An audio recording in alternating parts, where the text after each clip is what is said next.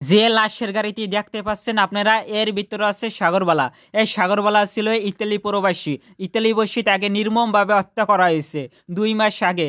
এখন 2 মাস পর গ্রামের বাড়িতে তার লাশ আনা হয়েছে। হাজার হাজার মানুষের আগমন হয়েছে শুধুমাত্র তাকে দেখার জন্য।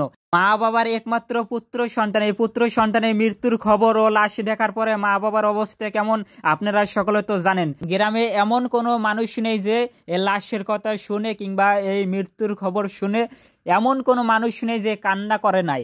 আপনারা দেখুন ভিডিওটির মাধ্যমে সকলেই কান্না করতে আছে সাগরবালার জন্য।